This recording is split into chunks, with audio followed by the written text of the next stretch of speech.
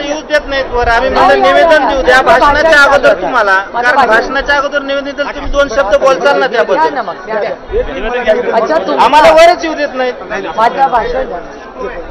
नाही नाही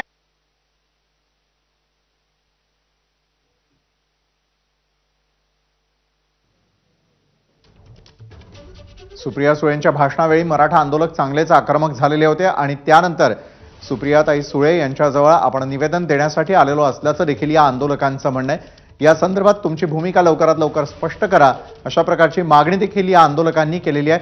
थेट मंचावरून आपण समाज अहमदपूरतर्फे आमची विनंती आहे आणि निवेदन जे आम्ही देतोय की लोकसभेमध्ये मराठा समाजाने आपल्याला मदत केली ताई, आणि आमची अशी भूमिका आहे की जरांगे पाटलांनी जे आंदोलन छेडलंय या आंदोलनाबद्दल आणि ओबीसी मधून मराठा समाजाला 50% आतलं आरक्षण कसं मिळेल आणि तुमची भूमिका काय असेल. कारण विरोधी पक्ष जे सत्ताधारी आहेत ते तुमच्याकडे वोट करतायत.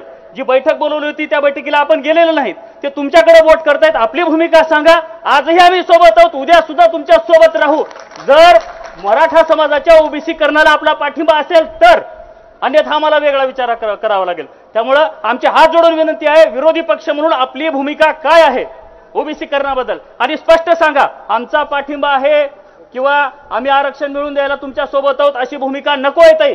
कारण मागच्या 50 वर्षापासून प्रत्येक जणांनी पाठिंबा दिला, परंतु आम्हाला आरक्षण मिळालं नाही. जी व्यवस्थित भूमिका आहे ती तुम्ही भूमिका मांडा.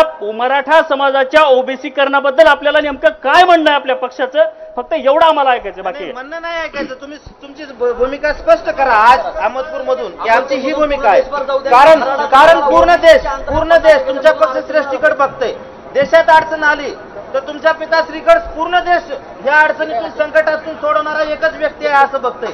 तर ह्या समाजाला का बरं स्वतः या संकटातून अडचणीतून तुमची पिताश्री सोडू शकत नाही. आणि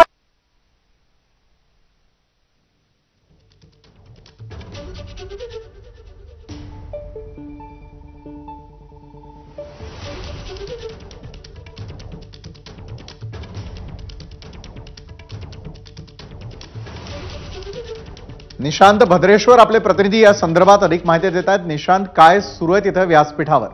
व्यासपीठावर बराचसा गोंधळ झाला, कारण सुप्रिया सुळे ह्या ज्यावेळेस अहमदपूर येथील सभास्थळी दाखल झाल्या आणि त्यावेळेसपासूनच